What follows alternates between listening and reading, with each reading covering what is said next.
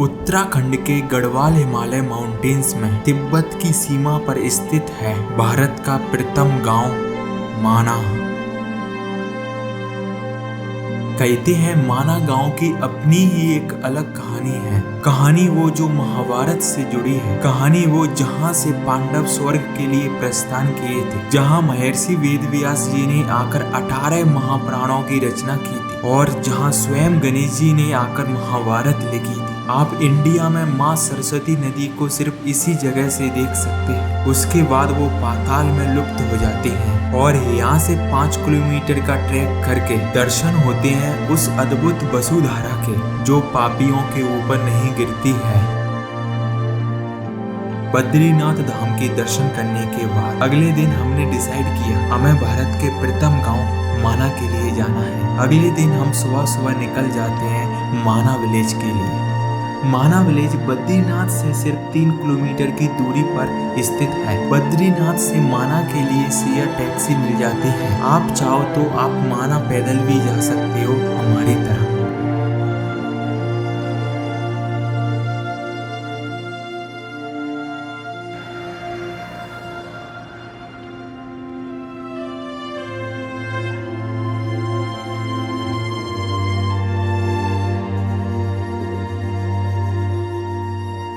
इस बोर्ड के पास खड़े होकर एक अनोखी अनुभूति होती है, क्योंकि यह एहसास दिलाता है कि हम भारत के खूबसूरत और प्राचीन गांव में प्रवेश कर रहे हैं। इन खूबसूरत नज़ारों को देखते देखते फाइनली हम पहुंच जाते हैं माना गांव।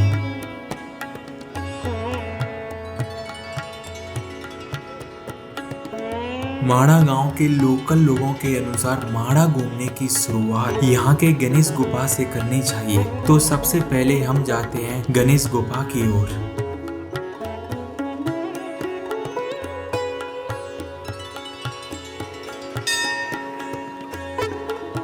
इस गणेश गुफा की कहानी महाभारत और वेदव्यास जी से जुड़ी हुई है। माना जाता है महर्षि वेदव्यास जी दूसरी गुफा से महाभारत बोलते रहे और भगवान गणेश इस गुफा में बैठकर उनके कहे अनुसार महाभारत लिखते रहे। वेदव्यास जी जिस गुफा से महाभारत बोल रहे थे वो गुफा गणेश गुफा से थोड़ा ऊपर है।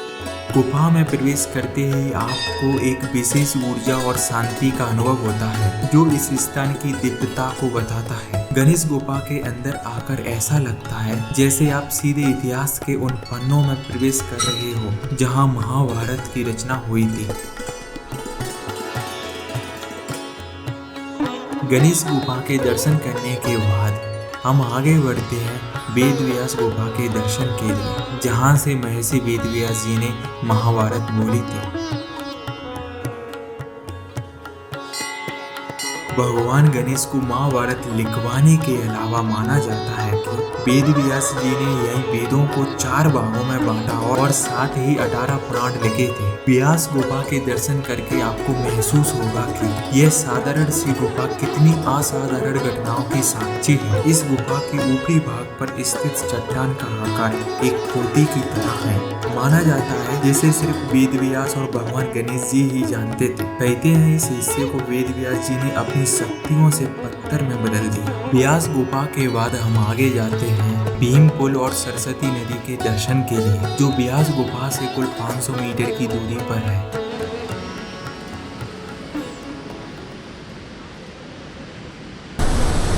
अभी मैं आ गया हूँ भीम पुल पर, जहाँ से सरस्वती मैया के दर्शन होते हैं। तो सरस्वती मैया इसी पहाड़ में से निकली हैं और सामने जो देख रहे हो वही है भीम पुल। कहते हैं पांडव जब माना पहुंचे तब भीम ने सरस्वती नदी को पार करने के लिए 2 बड़े पत्थरों को जोड़ एक पुल बनाया, जिसे पार कर पांडव स्वर्ग रोड़ी की तरफ गए। यही पत्थरों का बना पुल भीम पुल के नाम से जाना जाता है। सरस्वती नदी का उद्गम स्थल माना ही है। माना गांव सरस्वती नदी के किनारे ही बसा है। यह नदी अपने ओरिजिन से कुछ मीटर आगे जाकर अलकनंदा नदी में मिल जाती है। माँ अलकनंदा नदी और माँ सरस्वती नदी के इस संगम को केशव प्रयाग के नाम से जाना जाता है। वैदिक सभ्यता में सरस्वती नदी ही सबसे बड़ी और मुख्य नदी थी। लेकिन महाभारत के समय से सरस्वती नदी को एक लुप्त हो गई नदी भी माना जाता है। यहाँ से कुछ ही दूरी पर जाने के बाद यह नदी अदृश्य हो जाती है। यह पृथ्वी के अंदर ही विलीन होकर गुप्त रूप से बहती है। सरस्वती मैया की क्या महिमा है, क्या कृपा है, सच में क्या प्रभाव है, क्या प्रवाह है, सच में अद्भुत।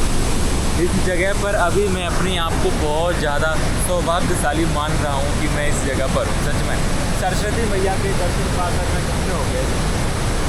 क्या प्रवाह है, क्या स्वरूप है, सच में कोई शब्द नहीं है मेरे पास।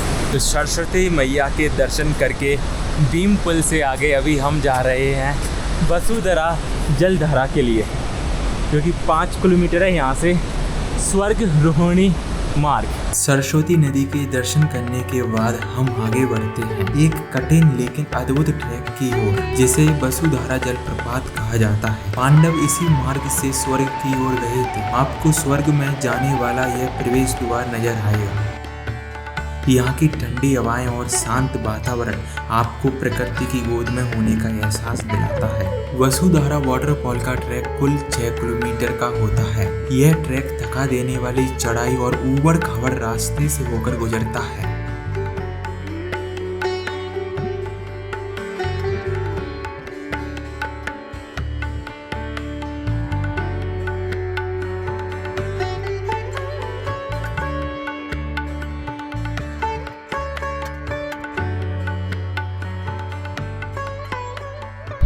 सो फाइनली अभी हम पहुंच गए हैं वसुधारा वाटरफॉल।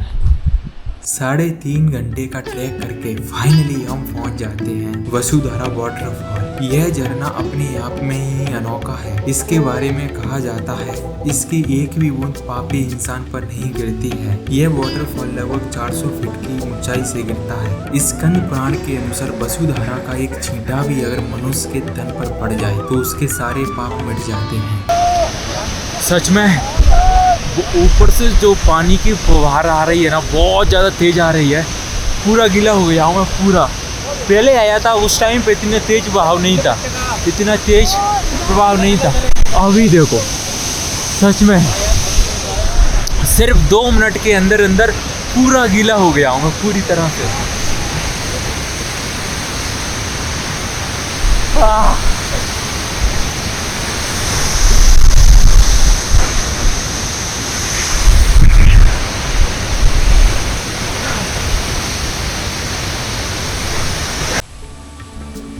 यहाँ अष्टवसु ने कठोर तप किया था, इसलिए इस जलप्रपात का नाम वसुधारा पड़ा। इस स्वर्ग रोहिणी मार्ग पर ऐसी छोटी बड़ी अष्टवसुधारा हैं, जिनमें से सबसे बड़ी वसुधारा यही है।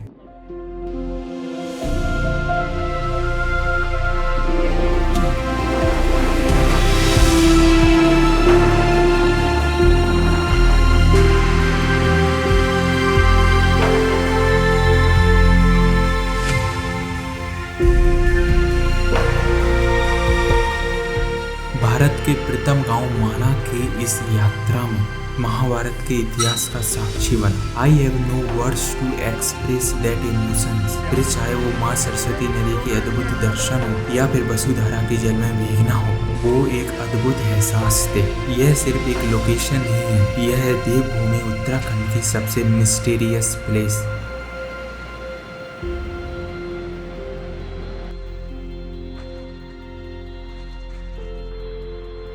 Someone got